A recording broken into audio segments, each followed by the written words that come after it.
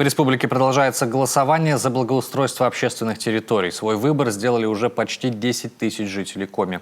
Около 3000 из них в Сыктывкаре. Пока лидер рейтинга в столице Коми – Соборная площадь перед Свято-Стефановским кафедральным собором. Первое место в Эжве занимает пешеходная зона по улице Славы. Впрочем, ситуация может измениться. Какие объекты также претендуют на победу, расскажет Наталья Юрьевна.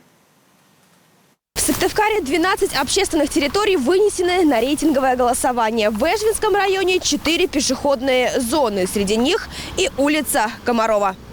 2 тротуара. С одной и с другой стороны лужи, которые обойти проблематично. Неприглядные лавочки и бордюры. Пешеходная зона по улице Комарова, что в Эжвинском районе, на голосование по благоустройству общественных территорий была вынесена не случайно.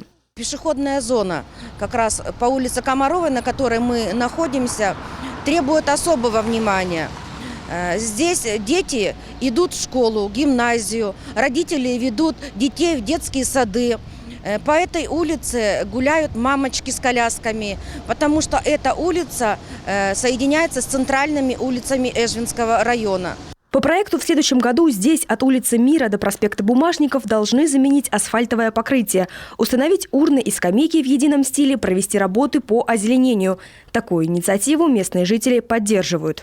У меня сын сюда ходит, младший, 4 В-класс. Надо. В конце там, перед тем домом высотным, лужа огромная. Вот приходится вдоль дороги шагать, иначе не пройти. Я думаю, надо просто смотреть, где наиболее плохие дороги, да и там просто делать. Стараться потихоньку надо. Всегда все нужно, почему нет-то? Ям и так хватает, а скамейки не помешают, я думаю. Я уже вчера почитала по результатам, очень обрадовалась, что Комарова все-таки занял 3-е место. Как обычная улица, достойная, много народу, здесь школа.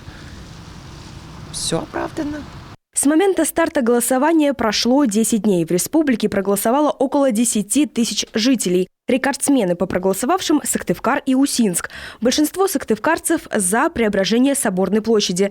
В Усинске в лидерах сквер имени Валентины Ефремовой. Для воркутинцев пока в приоритете обустройство автобусной остановки на улице Дорожная. В Инте – площадь Ленина.